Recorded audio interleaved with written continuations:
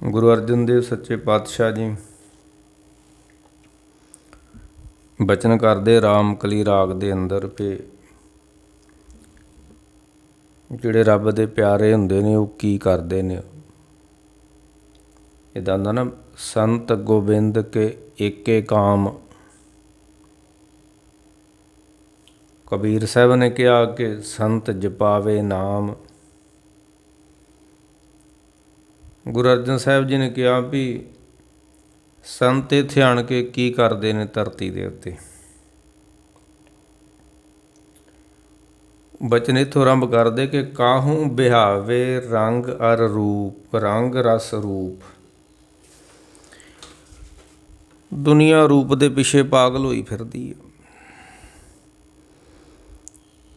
ਰੰਗ ਦੇ ਪਿੱਛੇ, ਰੂਪ ਦੇ ਪਿੱਛੇ, ਰਸ ਦੇ ਪਿੱਛੇ ਪਾਗਲ ਹੋਈ ਫਿਰਦੀ ਹੈ। ਇਹਦੇ ਵਿੱਚ ਹੀ ਜ਼ਿੰਦਗੀ ਉਹਨਾਂ ਦੀ ਸਾਰੀ ਲੰਘ ਜਾਂਦੀ ਹੈ। ਸਾਹਿਬ ਕਹਿੰਦੇ ਜਿੱਥੇ ਕਾਹੂ ਬਿਹਾਵੇ ਰੰਗ ਰਸ ਰੂਪ ਤੇ ਕਾਹੂ ਬਿਹਾਵੇ ਮਾਏ ਬਾਪ ਪੂਤ। ਕੋਈ ਆਪਣੇ ਧੀਆਂ ਪੁੱਤਰਾਂ ਵਿੱਚ ਹੀ ਖਚਿਤ ਹੋਇਆ ਫਿਰਦਾ ਹੈ। ਬਸ ਧੀਆਂ ਪੁੱਤਾਂ ਨੂੰ ਸਭ ਕੁਛ ਮੰਨ ਕੇ ਬਹਿ ਗਈ ਦੁਨੀਆ। ਕਾਹੂ ਬਿਹਾਵੇ ਮਾਏ ਬਾਪ ਪੂਤ ਤੇ ਕਾਹੂ ਬਿਹਾਵੇ ਰਾਜ ਮਿਲਖ ਵਪਾਰਾ।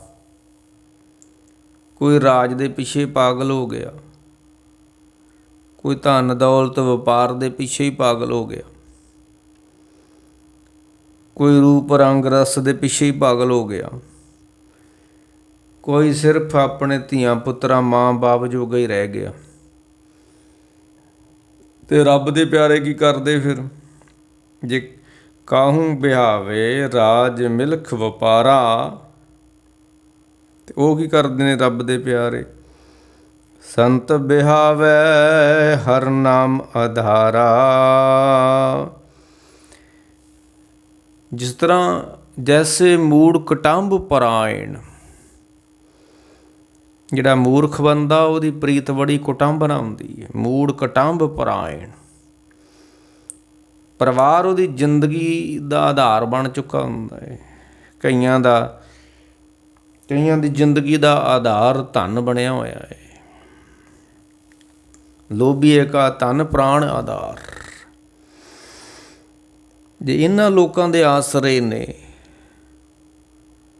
ਕੋਈ ਅਮਲ ਦੇ ਆਸਰੇ ਜ਼ਿੰਦਗੀ ਕੱਟਦਾ ਹੈ, ਕੋਈ ਧਨ ਦੇ ਆਸਰੇ ਜ਼ਿੰਦਗੀ ਕੱਟਦਾ ਹੈ, ਕੋਈ ਰਾਜ ਦੇ ਆਸਰੇ ਜ਼ਿੰਦਗੀ ਕੱਟਦਾ ਹੈ। ਪਰ ਸੰਤ ਬਿਹਾਵੇ ਹਰ ਨਾਮ ਆਧਾਰਾ। ਉਹਨਾਂ ਦੀ ਜ਼ਿੰਦਗੀ ਦਾ ਆਸਰਾ ਕੀ ਹੁੰਦਾ ਹੈ? ਬ੍ਰਹਮ ਗਿਆਨੀ ਕੇ ਨਾਮ ਆਧਾਰ। ਸੋ ਦਰਵੇਸ਼ ਸੰਤ ਕਿਸ ਨੂੰ ਕਹਿੰਦੇ ਨੇ? ਦਰਵੇਸ਼ ਕਿਸ ਨੂੰ ਕਹਿੰਦੇ ਨੇ? ਸੋ ਦਰਵੇਸ਼ ਜਿਸ ਸਿਫਤ ਧਰਾ, ਧਰਾ ਮਣ ਆਸਰਾ ਆਧਾਰ। ਸੰਤ ਦੀ ਨਿਸ਼ਾਨੀ ਦੱਸੀ ਆ ਵੀ ਉਹ ਜਿਹਨੂੰ ਕੇਵਲ ਰੱਬ ਦੇ ਨਾਮ ਦਾ ਹੀ ਆਸਰਾ ਹੋਵੇ। ਬ੍ਰਹਮ ਗਿਆਨੀ ਕੇ ਨਾਮ ਆਧਾਰ, ਬ੍ਰਹਮ ਗਿਆਨੀ ਕੇ ਨਾਮ ਪਰਿਵਾਰ। ਸਭ ਕੁਛ ਜਿਸ ਦਾ ਨਾਮ ਹੀ ਹੋਵੇ, ਧੀਆਂ ਪੁੱਤਰ ਧਨ ਦੌਲਤ ਸਭ ਕੁਛ ਜਿਸ ਦਾ ਨਾਮ ਹੀ ਹੋਵੇ, ਉਹਨੂੰ ਸੰਤ ਕਹਿੰਦੇ ਆ। ਪਰ ਰੱਬ ਦੇ ਨਾਮ ਦਾ ਆਸਰਾ ਮਿਲਦਾ ਬੜਾ ਮੁਸ਼ਕਿਲ ਵਾ। ਇਹ ਬਾਕੀ ਸਾਰੇ ਆਸਰੇ ਛੱਡੀਏ ਤਾਂ ਮਿਲਦਾ, ਤੇ ਦੁਨੀਆ ਬਾਕੀ ਆਸਰੇ ਛੱਡਦੀ ਨਹੀਂ ਆ ਤਾਂ ਇਹ ਆਸਰਾ ਮਿਲਦਾ ਨਹੀਂ ਹੈ।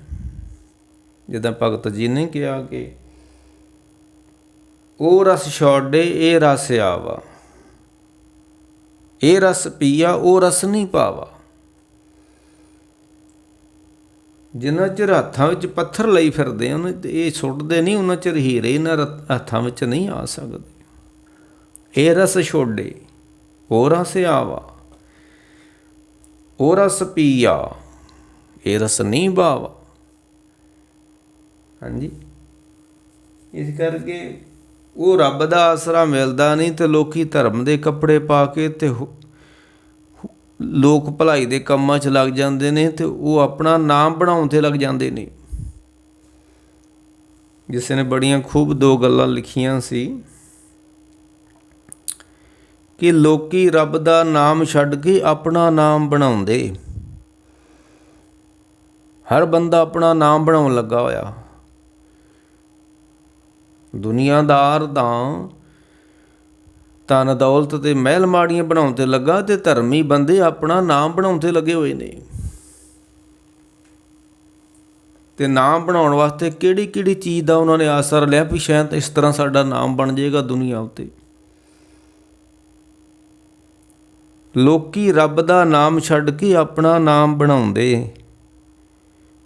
ਕੋਈ ਰਾਗ ਸਿੱਖਦਾ ਸਿਖਾਉਂਦਾ ਅਤੇ ਕੋਈ ਵਿਦਿਆਰਥੀ ਪੜ੍ਹਾਉਂਦੇ ਨੇ। ਬਸ ਕੋਈ ਇਸ ਤਰ੍ਹਾਂ ਲੱਗਾ ਹੋਇਆ ਵੀ ਮੈਂ ਕਲਾਸੀਕਲੀ ਰਾਗੀ ਬਣ ਜੂੰਗਾ ਅਤੇ ਮੇਰਾ ਨਾਮ ਹੋ ਜੂਗਾ ਅਤੇ ਮੈਂ ਗਾਂਹ ਰਾਗ ਸਿਖਾਉਣ ਦਿਆਂ। ਕਈਆਂ ਨੇ ਇਹੀ ਆਧਾਰ ਬਣਾਇਆ ਹੋਇਆ ਆਪਣਾ ਜ਼ਿੰਦਗੀ ਦਾ। ਕਾਹੂੰ ਬਿਹਾਵੇ ਬਾਲ ਪੜ੍ਹਾਵਤ, ਗੁਰੂ ਅਰਜਨ ਦੇਵ ਜੀ। ਕੱਲ੍ਹ ਹੀ ਮੈਂ ਇੱਕ ਕਮੈਂਟ ਕੀਤੇ ਸੀ ਕਿਤੇ ਕਲਾਸੀਕਲ ਰਾਗ ਗਾਉਣ ਦੇ। ਮੈਂ ਕਿਹਾ ਇਹਦੀ ਅਹਿਮੀਅਤ ਨਹੀਂ ਹੈ। ਰਾਗ ਨਾਦ ਹਰ ਛੋਡੀਏ, ਰਾਗ ਨਾਦ ਛੋੜ ਹਰ ਸੇਵੀਏ, ਤਾਂ ਦਰਗੇ ਪਾਈਏ ਮਾਨ। ਉਹ ਆਪ ਰਾਗ ਸਿੱਖ ਕੇ ਮੁੜ ਕੇ ਗਾਂਹ ਸਾਰੀ ਜ਼ਿੰਦਗੀ ਰਾਗ ਸਿਖਾਉਣ 'ਚ ਲਾ ਦਿੰਦੇ ਨੇ ਅਤੇ ਰੱਬ ਵਾਲੇ ਪਾਸੇ ਧਿਆਨ ਨਹੀਂ ਕਰਦੇ। ਇਹ ਰਾਗ ਸੀ ਰੱਬ ਨਾਲ ਜੋੜਨ ਦਾ, ਅਤੇ ਇਹ ਤਾਂ ਤੁਸੀਂ ਰਾਗ ਸਿੱਖ ਕੇ ਦੁਨੀਆ ਨਾਲ ਜੁੜ ਗਏ ਨੇ। ਦੁਨੀਆ ਜੋਗੇ ਰਹਿ ਗਏ ਰਾਗ ਸਿੱਖ ਕੇ। ਫਿਰ ਰਾਗ ਸਿੱਖਣ ਦਾ ਕੀ ਮਤਲਬ ਹੈਗਾ? ਉਹ ਬਸ ਉੱਚੀਆਂ ਵੱਡੀਆਂ ਸਟੇਜਾਂ 'ਤੇ ਜਾ ਕੇ ਆਪਣਾ ਨਾਮ ਬਣਾਉਣਾ ਚਾਹੁੰਦੇ ਨੇ। ਕੋਈ ਰਾਗ ਸਿੱਖਦਾ ਸਿਖਾਉਂਦਾ ਅਤੇ ਕੋਈ ਵਿਦਿਆਰਥੀ ਪੜ੍ਹਾਉਂਦੇ, ਅਤੇ ਲੋਕੀ ਰੱਬ ਦਾ ਰਾਹ ਛੱਡ ਕੇ ਆਪਣਾ ਨਾਮ ਬਣਾਉਂਦੇ। ਕਈ ਬਾਬੇ ਦਰਿਆਵਾਂ ਦੇ ਬੰਨ੍ਹ ਬੰਨ੍ਹਦੇ ਅਤੇ ਉੱਚੇ ਅਹੁਦੇ ਪਾਉਂਦੇ। ਮੈਂ ਉਦਣ ਕਿਹਾ ਸੀ ਇਹ 20 ਨਦੀਆਂ ਸਾਫ਼ ਕਰਨੀਆਂ, ਦਰਿਆਵਾਂ ਦੇ ਪੁਲ ਬੰਨਣੇ, ਇਹਦੇ ਵਿੱਚ ਨੀਤ ਹੋਰ ਵਾ, ਕੰਮ ਹੋਰ ਕਰ ਰਿਹਾ, ਅੰਦਰੋਂ ਬਾਹਰੋਂ ਦਿਖਦਾ ਕੁਛ ਹੋਰ ਆ, ਦਿਖਾਵਾ ਕੁਝ ਹੋਰ ਵਾ, ਭਾਵਨਾ ਹੋਰ ਆ ਵੀ ਮੈਨੂੰ ਕੋਈ ਉੱਚਾ ਅਹੁਦਾ ਮਿਲ ਜੇ ਅਤੇ ਦੁਨੀਆ ਦੀ ਵਡਿਆਈ ਮਿਲ ਜੇ ਤਾਂ ਮਿਲ ਗਈ। ਉਹ ਜਿਨ੍ਹਾਂ ਨੂੰ ਰਾਜ ਸਭਾ ਦੀ ਮਿਲੀ ਆ, ਉਹਨਾਂ ਨੇ ਨਦੀਆਂ ਨਾਲਿਆਂ ਤੋਂ ਸਾਫ਼ ਆਪਣੀ ਜ਼ਿੰਦਗੀ ਆਰੰਭ ਕੀਤੀ ਹੋਈ ਸੀ। ਸਾਧੂ ਦਾ ਕੰਮ ਹੈ ਕੁਟੀਆਂ 'ਚ ਰਹਿ ਕੇ ਭਜਨ ਬੰਦਗੀ ਕਰਨਾ, ਕਿ ਸਾਧੂ ਦਾ ਕੰਮ ਹੈ ਰਾਜ ਸਭਾ 'ਚ ਜਾ ਕੇ ਰੌਲੀ ਪਾਉਣਾ? ਰੌਲੀ ਤਾਂ ਪਾਉਂਦੇ ਨੇ ਦੁਨੀਆਦਾਰ, ਉਹ ਪਾਉਣ, ਉਹਨਾਂ ਦਾ ਧਰਮ ਹੈ, ਉਹਨਾਂ ਦਾ ਕਰਮ ਹੈ। ਅਤੇ ਸਾਧੂ ਦਾ ਕੰਮ ਤੇ ਆਪਣੀ ਕੁਟੀਆ ਛੱਡ ਕੇ ਨਹੀਂ ਜਾਣਾ। ਆਸਣ ਤਿਆਗ ਗਾਹਾਂ ਸੱਚ ਪਾਵੇ, ਬਨਾਸੀ ਸੁਖ ਆਪਣੇ ਆਸਣ। ਜਿਹੜਾ ਸਾਧੂ ਆਸਣ ਹੀ ਤਿਆਗ ਗਿਆ, ਅਸਥਾਨ ਹੀ ਤਿਆਗ ਗਿਆ, ਹੋ ਗਿਆ ਖਤਮ। ਅਤੇ ਇਹ ਤਾਂ ਪਹਿਲਾਂ ਹੀ ਖਤਮ ਸੀ ਲੋਕ। ਤਾਂ ਹੀ ਇਹਨਾਂ ਨੇ 20 ਨਦੀਆਂ ਦੇ ਆਸਰੇ ਲਏ, ਦਰਿਆਵਾਂ ਦੇ ਬੰਨ੍ਹ ਬੰਨ੍ਹਣ ਦੇ ਆਸਰੇ ਆਪਣਾ ਉਹਦੇ ਪਾਉਣ ਵਾਸਤੇ। ਕਈ ਬਾਬੇ ਦਰਿਆਵਾਂ ਦੇ ਬੰਨ੍ਹ ਬੰਨ੍ਹਦੇ, ਉੱਚੇ ਅਹੁਦੇ ਪਾਉਂਦੇ ਨੇ। ਇੱਕ ਹੋਰ ਵੀ ਲਾਣਾ ਸਾਡੇ 'ਚ ਚੱਲਿਆ, ਉਹ ਸਹਿਜ ਘਰ ਚੱਲੀਏ। ਸਹਿਜ ਘਰ ਘਰ ਜਾਣਦੇ ਨੇ, ਤੁਹਾਨੂੰ ਹੀ ਸਹਿਜ ਘਰ ਖੜਨਾ। ਉਹਨਾਂ ਉੱਤੇ ਉਹ ਗੱਲਾਂ ਲਿਖੀਆਂ, ਕਹਿੰਦੇ ਆਪ ਭਟਕਦੇ ਫਿਰਦੇ ਘਰ ਘਰ, ਅਤੇ ਲੋਕਾਂ ਨੂੰ ਸਹਿਜ ਘਰ ਪਹੁੰਚਾਉਂਦੇ ਨੇ। ਜੇ ਤੁਸੀਂ ਸਹਿਜ ਘਰ ਚੱਲ ਗਏ ਤਾਂ ਤੁਹਾਨੂੰ ਹੁਣ ਲੋਕਾਂ ਦੇ ਘਰ 'ਚ ਜਾਣ ਦੀ ਕੀ ਮਤਲਬ ਆ ਤੁਹਾਡਾ? ਤੁਸੀਂ ਤਾਂ ਦੁਨੀਆ ਨਾਲ ਟੁੱਟ ਚੁੱਕੇ ਹੋ, ਅਤੇ ਤੁਸੀਂ ਹੁਣ ਦੁਨੀਆ ਦਾ ਠੇਕਾ ਲੈ ਲਿਆ ਸਹਿਜ ਘਰ ਨੂੰ ਜਾਣ ਦਾ, ਖੜਨ ਦਾ। ਇਹ ਕਿਉਂ ਕਰਦੇ ਨੇ ਇਸ ਤਰ੍ਹਾਂ ਲੋਕ? ਇਹ ਕਿਸੇ ਸਹਿਜ ਘਰ ਨਹੀਂ ਗਏ ਹੁੰਦੇ, ਸਿਰਫ ਇਹ ਲੋਕਾਂ ਨੂੰ ਆਪਣੇ ਨਾਲ ਜੋੜ ਕੇ ਅਤੇ ਆਪਣਾ ਹਲਵਾ ਮੰਡਾ, ਜਿਹਨੂੰ ਕਹਿੰਦੇ ਦਾਲ ਫੁਲਕਾ, ਚਲਾਉਣਾ ਚਾਹੁੰਦੇ ਨੇ, ਚਲਾ ਲਿਆ ਉਹਨਾਂ ਨੇ।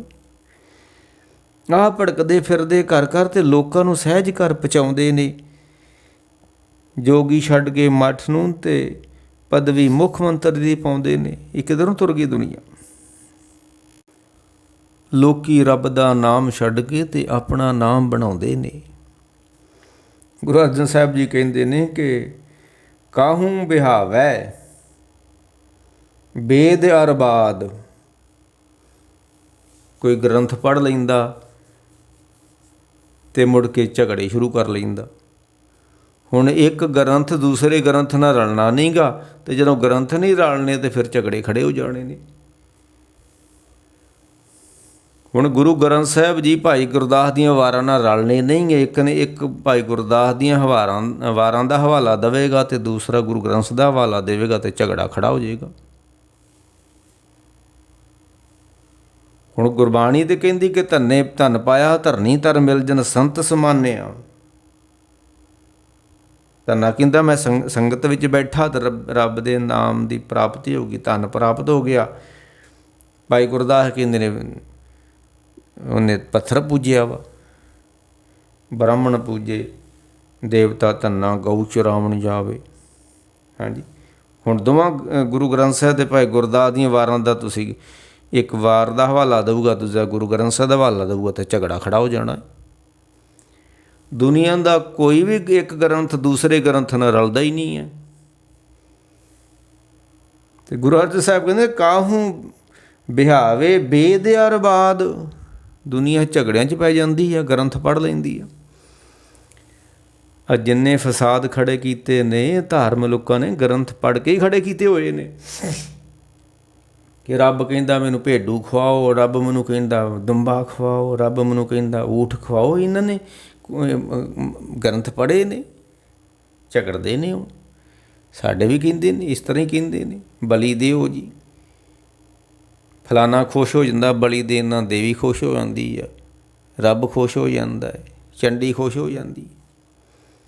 ਇਹ ਪੜ੍ਹੇ ਹੋ ਗ੍ਰੰਥ ਨੇ ਇਹਨਾਂ ਨੇ, ਅਤੇ ਇਹਨਾਂ ਹੀ ਝਗੜੇ ਖੜੇ ਕੀਤੇ ਹੋਏ ਨੇ। ਉਹ ਅੱਗੇ ਲਿਖਦਾ ਕਹਿੰਦਾ ਲੰਗਰ ਦੇ ਨਾਂ 'ਤੇ ਪੈਸਾ ਖੂਬ ਕਮਾਉਂਦੇ ਨੇ, ਕਈ ਲੰਗਰ ਲਾ ਕੇ ਪੈਸਾ ਖੂਬ ਕਮਾਉਂਦੇ ਨੇ। ਕਈਆਂ ਨੇ ਲੰਗਰ ਦੇ ਨਾਂ 'ਤੇ ਬੜਾ ਪੈਸਾ ਕਮਾਇਆ ਹੋਇਆ ਵਾ, ਅਤੇ ਲੋਕ ਰੱਬ ਦਾ ਨਾਮ ਛੱਡ ਕੇ ਆਪਣਾ ਨਾਮ ਬਣਾਉਂਦੇ ਨੇ। ਵੀ ਲੰਗਰ ਲਾ ਕੇ ਵੀ ਬੰਦੇ ਕਈ ਆਪਣਾ ਨਾਮ ਬਣਾਉਣਾ ਚਾਹੁੰਦੇ ਨੇ। ਇਕੱਲਾ ਨਾਮ ਨਹੀਂ ਬਣਦਾ, ਖਾਲਸਾ ਏਡ ਰਵੀ ਸਿੰਘ ਵਾਂਗੂ ਪੈਸਾ ਵੀ ਮਿਲਦਾ ਹੈ। ਹਾਂਜੀ, ਤੀਰਥਾਂ 'ਤੇ ਲੋਕ ਭਟਕਦੇ ਫਿਰਦੇ ਅਤੇ ਮਨ 'ਤੇ ਵਧੇਰੇ ਮੈਲ ਲਗਾਉਂਦੇ ਨੇ। ਤੀਰਥਾਂ ਦੇ ਆ ਕੇ ਮੈਲ ਤਾਂ ਲੱਥਦੀ ਨਹੀਂ, ਮੈਲ ਲੱਗ ਜਾਂਦੀ ਆ। ਨਾਵਣ ਚੱਲੇ ਤੀਰਥੀ ਮਨ ਖੋਟੇ ਤਨ ਚੋਰ, ਦੋਏ ਪਾ ਇੱਕ ਪਾ ਲੱਥੀ ਨਾਤਿਆਂ, ਦੋਏ ਪਾ ਚੜ੍ਹੀ ਸਹੋਰ। ਦੁਨੀਆਦਾਰ ਕੀ ਕਰਦੇ ਨੇ?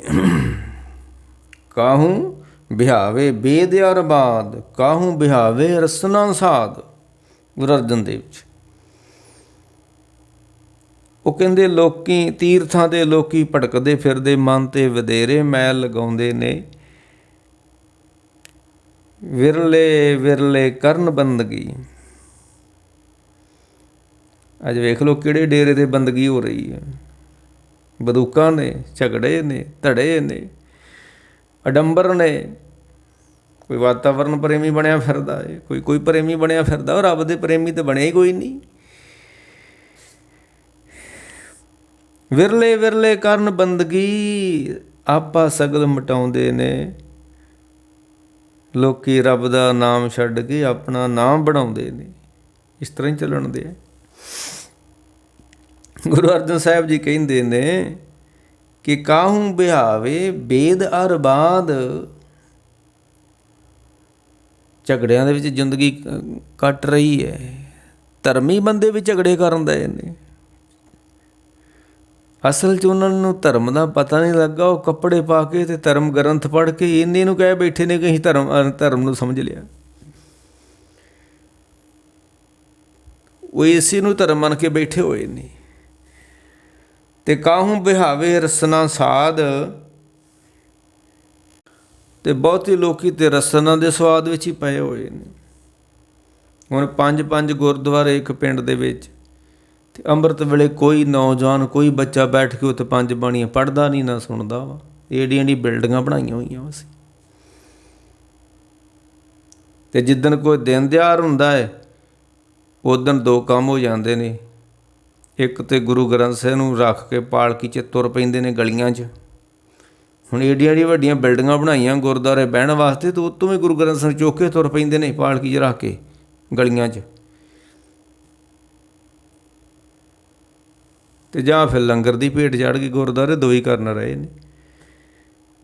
ਸਾਹਿਬ ਕਹਿੰਦੇ ਕਾਹੂ ਬਿਹਾਵੇ ਰਸਨਾ ਸਾਧ।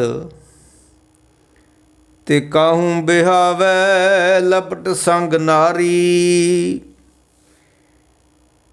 ਕੋਈ ਕਹਿੰਦੇ ਮੈਂ ਆਪਣੀ ਘਰ ਵਾਲੀ ਤੋਂ ਬਿਨਾਂ ਜੀ ਨਹੀਂ ਸਕਦਾ, ਕੋਈ ਕਹਿੰਦਾ ਮੈਂ ਪੋਤਰਿਆਂ ਤੋਂ ਬਿਨਾਂ ਨਹੀਂ ਜੋ ਸਕਦਾ, ਕੋਈ ਕਹਿੰਦਾ ਮੈਂ ਬੱਚਿਆਂ ਤੋਂ ਬਿਨਾਂ ਨਹੀਂ ਜੀ ਸਕਦਾ।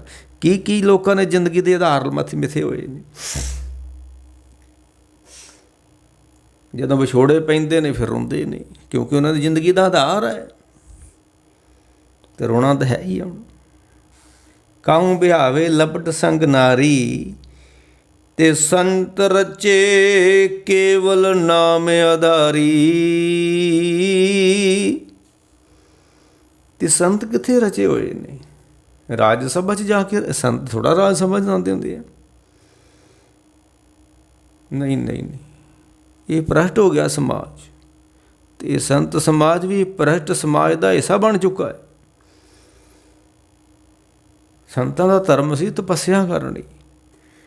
ਦੇਵਤਿਆਂ ਦਰਸ਼ਨ ਕੇ ਤਾਈ ਦੁਖ ਭੂਖ तीर्थ किए जोगी जति जुगत में रहते कि राज सभा में जाके बहते। ਇਹ ਅਖੌਤੀ ਸੰਤਾਂ ਦੇ ਮਗਰ ਦੁਨੀਆ ਲੱਗੀ ਫਿਰਦੀ ਹੋਈ ਹੈ।